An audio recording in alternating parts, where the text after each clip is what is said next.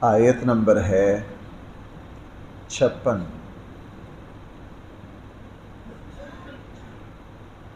بسم اللہ الرحمن الرحیم۔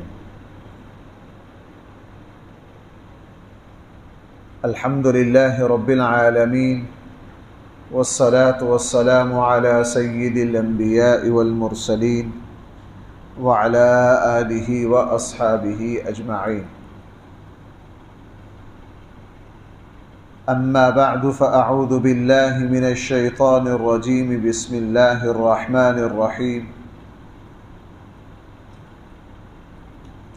وَيَجْعَلُونَ لِمَا لَا يَعْلَمُونَ نَصِيبًا مِّمَّا رَزَقْنَاهُمْ تَاللَّهِ لَتُسْأَلُنَّ عَمَّا كُنتُمْ تَفْتَرُونَ وَيَجْعَلُونَ لِلَّهِ الْبَنَاتِ سُبْحَانَهُ وَلَهُم مَّا يَشْتَهُونَ وَإِذَا بُشِّرَ أَحَدُهُم بِالْأُنثَىٰ ظَلَّ وَجْهُهُ مُسْوَدًّا وَهُوَ كَظِيمٌ يَتَوَارَىٰ مِنَ الْقَوْمِ مِن سُوءِ مَا بُشِّرَ بِهِ أَيُمْسِكُهُ عَلَىٰ هُونٍ أَمْ يَدُسُّهُ فِي التُّرَابِ أَلَا سَاءَ مَا يَحْكُمُونَ۔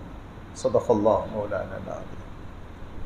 ان آیات میں قرآن کریم نے دو مسئلے بیان کیے ہیں۔ ان آیات میں قرآن کریم نے دو باتیں ہمارے سامنے رکھی ہیں، دو باتیں بیان کی ہیں۔ پہلی بات یہ کہ اللہ جل جلالہ اس بات پر مجھ سے اور آپ سے اور انسانوں سے شکوہ فرما رہے ہیں کہ ساری نعمتیں میں نے دی ہیں، رزق کی ساری شکلیں میں نے عطا کی ہیں، تمہارے پاس جو کچھ ہے وہ میرا ہے، لیکن جب نظر کی اور منت کی باری آتی ہے تو تم میری دی ہوئی چیزوں کی منتیں اور نظریں دوسروں کے لیے مانتے ہو۔ سارا کچھ تمہیں دے میں رہا ہوں، لیکن تم جانور ذبح کرتے ہو بتوں کے نام پر، دیوتاؤں کے نام پر، دیویوں کے نام پر، مزاروں کے نام پر، بابوں کے نام پر، حالانکہ سارا کچھ دیا میں نے ہے۔ اس لیے نظر اگر کسی نے کوئی ماننی ہے، منت کسی نے ماننی ہے، وہ صرف اور صرف بھائی کس کے لیے ہے؟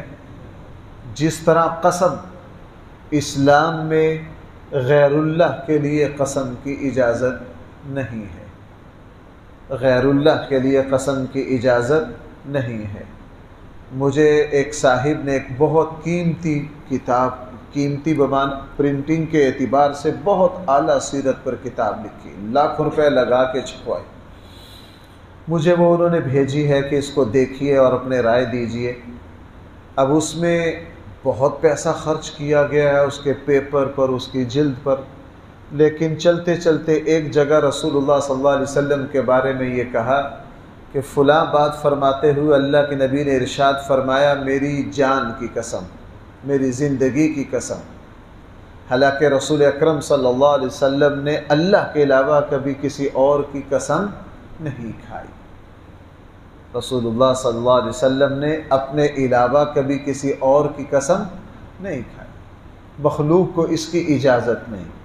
لہٰذا ہمارے یہاں غیر اللہ کے لیے، مزارات کے لیے عجیب عجیب طرح کے لوگ جانور چھوڑتے ہیں۔ جی فلاں مزار کے نام پر کبوتر ہے، بہاؤالدین زکریا کے مزار پر چلے جائیے، ان کے نام پر کبوتر چھوڑتے ہیں، چڑیا چھوڑتے ہیں، اور یہ گائے فلاں اس کے نام کی ہے، یہ دودھ فلاں چیز کے نام کا ہے۔ یہ ساری شرک کی قسمیں، بھائی یہ ساری کیا ہے؟ شرک کی قسمیں ہیں۔ اسلام میں ان کی بالکل اجازت نہیں ہے۔ اسلام میں قربانی کی جائے گی صرف اور صرف بھائی کس کے لیے؟ اللہ کے لیے۔ جو بھی نظر، نیاز، صدقہ، خیرات، سب اور سب، انما حرم علیکم المیتۃ والدم ولحم الخنزیر وما اہل لغیر اللہ۔ غیر اللہ کے لیے اسلام میں کسی چیز کی بھی اجازت نہیں ہے۔ اسلام تو اس معاملے میں اتنا حساس ہے، حضرت عمر رضی اللہ عنہ جب حجر اسود کا بوسہ لینے لگے تھے تو خطاب کر کے کہا تھا، تم ایک پتھر ہو، اگر ہمارے نبی نے آپ کو چوما نہ ہوتا تو ہم کبھی بھی آپ کو بوسہ نہ دیتے۔ اس لیے پہلی بات تو قرآن نے یہ فرمائی، پہلے ذرا اس کے الفاظ دیکھ لیجیے۔ فرمایا وَيَجْعَلُونَ لِمَا لَا يَعْلَمُونَ نَصِيبًا مِّمَّا رَزَقْنَاهُمْ، لوگ ان 2 نمبر خداؤں کے لیے حصہ رکھتے ہیں مما رزقناہم، ہمارے دیے ہوئے رزق میں سے، ہمارے دیے ہوئے رزق میں سے۔ تاللہ، اللہ کی قسم، لَتُسْأَلُنَّ عَمَّا كُنْتُمْ تَفْتَرُونَ، قیامت کے دن ضرور ان سے پوچھا جائے گا جو انہوں نے اپنی طرف سے گھڑ لیا ہے، اس کی دلیل ان سے ضرور پوچھی جائے گی۔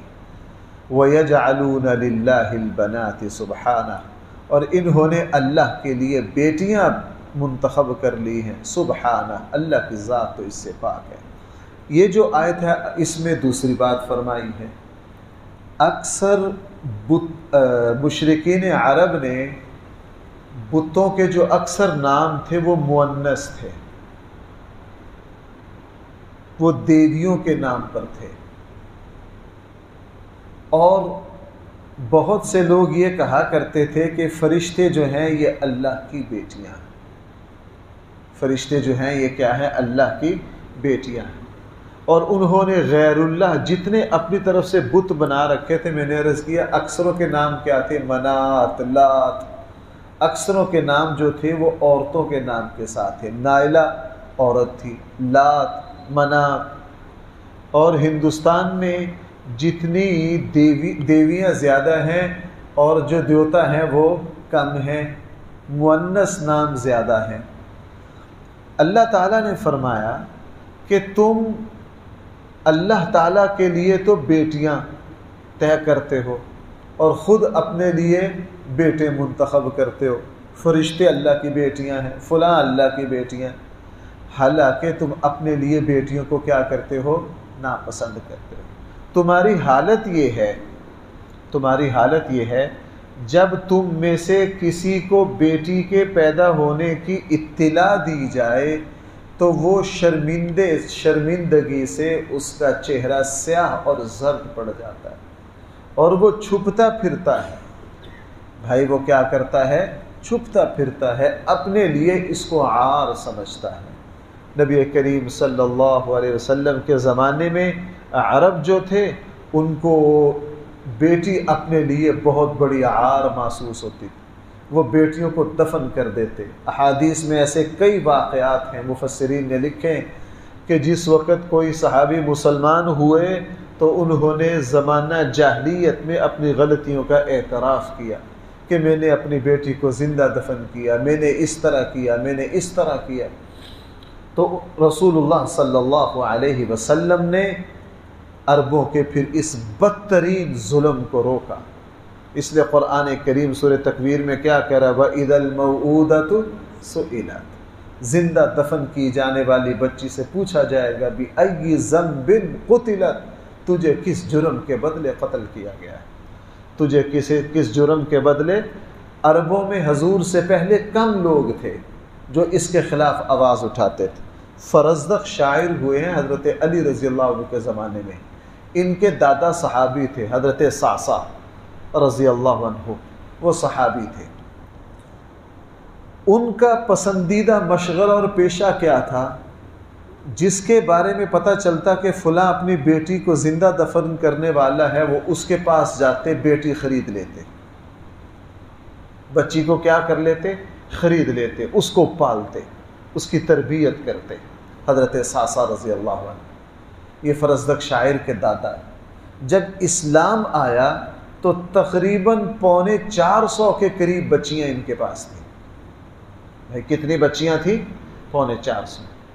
2 اونٹ دیتے تھے یہ ایک بچی کے بدلے، 2 اونٹ دیتے تھے ایک بچی کے بدلے، 2 اونٹ 3 اونٹ دے کر بچی کو خرید لیتے، لوگوں کو منع کرتے کہ یہ ظلم نہ کرو۔ جب اسلام آیا تو بھائی ان کے پاس کتنی بچیاں تھیں؟ 450 بچیاں تھیں، 450 بچیاں تھیں۔ اصل میں جب انسان بیٹی کو اپنے لیے عار اور شرمندگی سمجھ لیتا ہے تو پھر اللہ تعالیٰ اس کو ذلیل کر دیتے ہیں، اور انسان جب اس کو اپنے لیے باعث فخر سمجھ لیتا ہے تو اللہ تعالیٰ اس کو عزت دے دیتے ہیں۔ بیٹی تو کبھی بھی عار نہیں ہوئی۔ دیکھو بھائیو، قرآن کریم نے جہاں اولاد کی نعمت کا ذکر کیا ہے نا، بیٹی کا ذکر پہلے کیا۔ للہ ملک السماوات والارض یخلق ما یشاء، سب کچھ اللہ کا ہے، اللہ جس کو چاہتے ہیں پیدا کرتے ہیں۔ آگے فرمائے یہب لمن یشاء اناثا ویہب لمن یشاء الذکور، اللہ جس کو چاہتے ہیں کیا دیتے ہیں؟ بیٹیاں۔ بھائی ذرا توجہ کرنا، اللہ جب اپنی نعمتوں کو جتلائے نا تو سب سے پہلے جس نعمت کا اللہ ذکر کرے اس نعمت کو فضیلت حاصل ہوتی ہے۔ دوسری بات، اولاد کی جب نعمت اللہ تعالیٰ نے مجھے اور آپ کو یہ کہا کہ یہ اولاد میری طرف سے ہدیہ ہے، تحفہ ہے، اس لیے وہاں الفاظ ہیں یہب لمن یشاء، ہبہ ہے، تحفہ ہے۔ اللہ تعالیٰ فرما رہے ہیں جب اولاد کے تحفے کا ذکر کیا تو پہلے کس کا ذکر کیا؟ یہب لمن یشاء اناثا۔ اس لیے ہمارے آقا صلی اللہ علیہ وسلم نے فرمایا تمہارے لیے خوش نصیب ہے وہ عورت، سعادت مندی ہے تمہاری کہ تمہیں اللہ تعالیٰ وہ بیوی دے جس کے جسم سے اللہ سب سے پہلے کس کو پیدا کریں؟ بیٹی کو پیدا کریں۔ اس لیے رسول اللہ صلی اللہ علیہ وسلم کے یہاں بھائی سب سے پہلے بیٹی پیدا ہوئی، حضرت زینب پیدا ہوئی حضرت خدیجہ الکبریٰ رضی اللہ عنہا سے۔ اس لیے تو رسول اللہ صلی اللہ علیہ وسلم نے ارشاد فرمایا کہ تم میں سے جس شخص کو اللہ تعالیٰ بیٹیاں دے یا بہنیں دے وہ ان کی اچھی طرح تربیت کر کے نکاح کے ذریعے عزت سے رخصت کرے، وہ بیٹیاں اس کے لیے جہنم میں جانے کے لیے سب سے بڑے دفاع اور سب سے بڑی رکاوٹ بنیں گی۔ سب سے بڑی کیا بنیں گی؟ رکاوٹ بنیں گی۔ اسی لیے رسول اللہ صلی اللہ علیہ وسلم کی تشریف لے جانے کے بعد حضرت عائشہ کا امہات المؤمنین رضی اللہ عنہن کا پسندیدہ مشغلہ یہ تھا کہ بیٹیاں لیتی۔ کیا کرتی؟ بیٹیاں لیتی۔ حضرت عائشہ نے تو پتہ نہیں کتنی بچیوں کے نکاح کیے، ان بیٹیوں کو اعلیٰ سے اعلیٰ تعلیم دیتی، اعلیٰ سے اعلیٰ کیا دیتی؟ تعلیم دیتی، اور ان کو اعلیٰ سے اعلیٰ جگہ ان کا نکاح کرتی۔ تو جن لوگوں نے بیٹیوں کو اپنے لیے سعادت سمجھا، اللہ پھر ان کو بیٹیوں کے ذریعے عزت دیتے ہیں۔ میں نے ہندوستان کے خاتون کا، مجھے کسی صاحب نے، میں نے ایک جگہ اس طرح بیٹیوں کے موضوع پر بیان کیا تو مجھے ایک صاحب نے کہا مفتی صاحب آپ نے ہندوستان کا ایک فلاں پروگرام میں آپ کو دکھانا چاہتا ہوں۔ اس کے یہاں کھانا تھا، ہم جب کھانے کے لیے بیٹھے نا تو اس نے وہ پروگرام دکھایا، میں دیکھ کر حیران رہ گیا۔ میں کہا دیکھو یہ ہے ہندو عورت ہے لیکن کیا کمال، ہندوستان میں جی ایک عورت ہے، اب مجھے پتہ نہیں چونکہ یہ واقعہ کچھ 3 ساڑھے 3 4 سال پرانا ہے، جب انہوں نے مجھے دکھایا تھا اس سال ہندوستانی حکومت نے اس بوڑھی خاتون کو ایوارڈ دیا تھا۔ اس ہندو خاتون نے کیا کیا شاید آپ کے علم میں نہ ہو، میں نے پورا پروگرام دیکھا، ہندوستان کے وزیر اعظم اس کو ایوارڈ دے رہے ہیں۔ وہ خاتون اس کے ماں باپ نے بچپن میں اس کو پھینک دیا تھا، بیٹی سمجھ کے اس نے ٹھوکریں کھا کھو کے پرورش پائی۔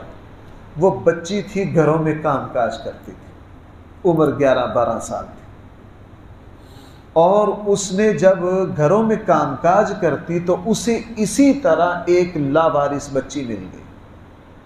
اپنی عمر کتنی؟ 13-14 سال، خود بچی، ایک چھوٹی سی لاوارث بچی مل گئی۔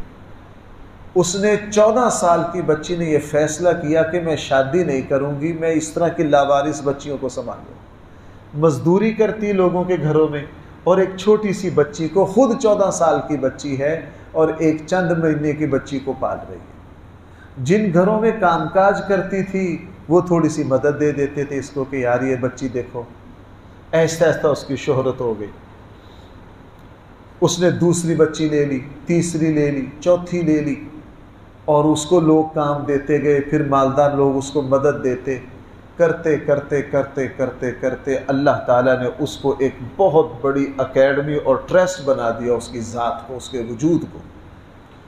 یہ جو 14 سال کی بچی تھی جب یہ 35 سال کی عمر کو پہنچی تو اس کے پاس 500 بچیاں تھیں۔ بھائی کتنی بچیاں؟ پورے ہندوستان سے لاوارث 500 بچیاں، اور اس نے ان تمام بچیوں کو پڑھایا، محنت کی، اور ان بچیوں میں سے جب پہلی 3-4 بچیاں ڈاکٹر بنی تو اس سے پھر اس کو مدد ملنا شروع ہوئی، اس کو مدد ملنا شروع ہوئی، چونکہ اس نے بچیوں کی تعلیم پر بہت محنت کی۔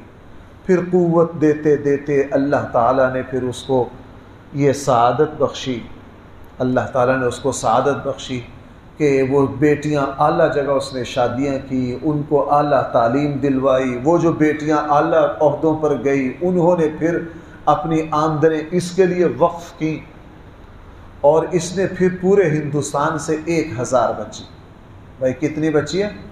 1000 بچی، سب اعلیٰ تعلیم یافتہ۔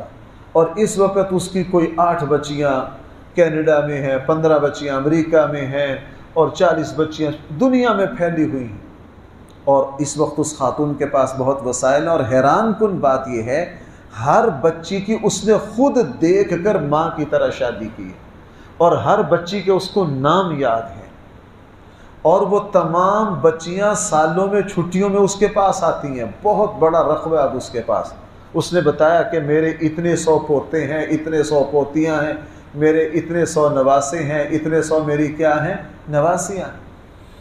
اب اس بچی نے جب یہ فیصلہ کر لیا کہ میں نے بیٹی کی تربیت کرنی ہے، تو اللہ نے بھائی اس کے ذریعے اس کی عزت کو کہاں سے کہاں پہنچا دیا کہ ہندوستان حکومت اس کو ایوارڈ دے رہی ہے۔ اس میں کافی تفصیلات ہیں، چونکہ مجھے اب اتنی یاد نہیں رہی، یہ تو مجھے اب اچانک یاد آ گیا، کچھ 4-5 سال پہلے میں نے یہ چیز دیکھی تھی، اب مجھے اس کی خال باتیں یاد رہ گئیں چونکہ پرانی بات ہے۔ تو قرآن کریم نے یہاں کافروں کے اس عمل کا ذکر کیا کہ ان کے یہاں جب بیٹی پیدا ہوتی ہے وہ اس پر شرمندہ ہوتے ہیں، منہ چھپاتے ہیں۔ اس لیے بھائیو علماء نے فرمایا بیٹی کے پیدا ہونے پر شرمندگی محسوس کرنا یہ کفری عمل ہے۔ بھائی یہ کیا ہے؟ کفری عمل ہے۔ اور علماء نے لکھا ہے کہ بیٹی کے پیدا ہونے پر بیٹے سے زیادہ خوشی کا اظہار کرنا چاہیے تاکہ اس کفری عمل کا رد ہو سکے، تاکہ بھائی اس کفری عمل کا رد ہو سکے۔ اور میں جب بھی اس موضوع پر یہ آیات آتی ہیں تو وہاں ایک بات اور ضرور عرض کرتا ہوں کہ میں نے جہاں تک اس مسئلے پر غور کیا ہے بہت کم ماں باپ ہیں، وگرنہ اکثریت اپنی بیٹیوں سے لگاؤ رکھتے ہیں۔ اکثریت مسلمان کیا ہیں؟ اپنی بیٹیوں سے لگاؤ رکھتے ہیں، شفقت رکھتے ہیں، لیکن ڈرتے کس بات سے ہیں؟ بیٹیاں جب اگلے گھر میں جاتی ہیں جو کچھ دیکھنا پڑتا ہے لوگ اس سے ڈرتے ہیں، لوگ اس سے ڈرتے ہیں۔ بیٹیوں کا دنیا وہ حشر کرتی ہے، ایسے ایسے کمینے اور بدبختوں سے واسطہ پڑتا ہے۔ تو غور کرنے سے یہ محسوس ہوتا ہے کہ مسلمانوں میں بیٹی کو منحوس سمجھنے والے بہت تھوڑے ہیں، اکثر بیٹی کو اپنے لیے سعادت سمجھتے ہیں، لیکن اس بیٹی کو جب گھر سے رخصت کرتے ہیں نا تو آگے ایسے کمینے لوگوں سے واسطہ پڑتا ہے، وہ پھر ایسے ایسے دکھ دیتے ہیں کہ انسان ٹوٹ کر رہ جاتا ہے، انسان بھائی کیا ہو جاتا ہے؟ ٹوٹ کر رہ جاتا ہے۔ اس لیے کم سے کم ہم اگر اپنی بیٹی کے نصیب کو اچھا نہیں کر سکتے، کم سے کم ہم اتنا تو کر سکتے ہیں کہ جو دوسروں کی بیٹیاں ہمارے یہاں ہیں ہم ان کو عزت سے رکھیں، ہم ان کو کیا کریں؟ عزت سے رکھیں۔ اگر 5 بیٹے ہیں، بیٹوں کو تلقین کرو اس بات کی کہ تمہارے سسرال کو، تمہاری بیویوں کو تم سے شکایت نہیں ہونی چاہیے، شکایت نہیں ہونی چاہیے۔ اور حقیقت یہ ہے انسان جب کسی چیز کو بھائی نعمت سمجھ لیتا ہے اللہ تعالیٰ پھر اس کو وہیں سے عزت دے دیتے ہیں، اللہ تعالیٰ اس کو وہیں سے کیا دیتے ہیں؟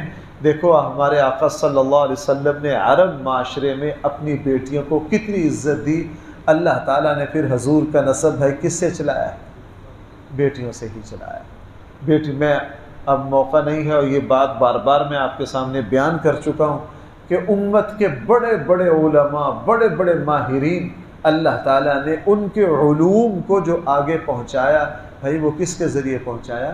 بیٹیوں کے ذریعے پہنچایا۔ اس لیے قرآن دوسری بات یہ بیان کر رہا ہے وَإِذَا بُشِّرَ أَحَدُهُمْ بِالْأُنْثَىٰ، جب ان کو خبر دی جاتی ہے، بشارت دی جاتی ہے ان کو بیٹی کی، ظل وجہہ، ان کا چہرہ سیاہ پڑ جاتا ہے، ظل وجہہ مسودا وہو کظیم، اور وہ اس وقت ذلت اور رسوائی محسوس کرتے ہیں، یتوارا من القوم، اپنی قوم سے چھپے پھرتے ہیں، ما بشر بہ، اس خبر کی وجہ سے جو ان کو خوشخبری دی گئی، ایمسکہ علی ہون، یا تو وہ اس کو اپنے پاس رکھتے ہیں بڑی ذلت سے وزن سمجھ کر، ام یدسہ فی التراب، یا اس کو مٹی میں دفن کر دیتے ہیں، یا اس کو کیا کر دیتے ہیں، مٹی میں دفن کر دیتے ہیں۔ الا ساء ما یحکمون، بہت برا ہے جو یہ فیصلہ کرتے ہیں، بہت برا ہے جو یہ، للذین لا یؤمنون بالآخرہ، وہ لوگ جو آخرت پر ایمان نہیں لاتے، مثل السوء، وہ اللہ کے لیے بڑی بری مثالیں بیان کرتے ہیں، کیا کہتے ہیں، وَلِلَّهِ الْمَثَلُ الْأَعْلَى، حالانکہ اللہ کے لیے تو اعلیٰ سے اعلیٰ مثالیں، کہا نا اللہ کے لیے بیٹیاں اور ہمارے لیے کیا ہے، قرآن کہہ رہے ہیں اللہ کے لیے بہت بدترین مثال دے رہے ہیں، وَهُوَ الْعَزِيزُ الْحَكِيمُ، حالانکہ اللہ تعالیٰ تو بہت طاقتور، بہت زبردست ہیں، غالب ہیں، الحکیم، اور ساری حکمتوں کو جاننے والے ہیں۔ اللہ تعالیٰ ہم سب کو صحیح فہم عطا فرمائے۔ الحمدللہ رب العالمین، والصلاة والسلام على سید الانبیاء والمرسلین وعلى آلہ واصحابہ اجمعین۔ ربنا آتنا فی الدنیا حسنہ وفی الآخرة حسنہ وقنا عذاب النار۔ صلی اللہ تعالی علی خیر خلقہ سیدنا مولانا محمد وآلہ وسلم۔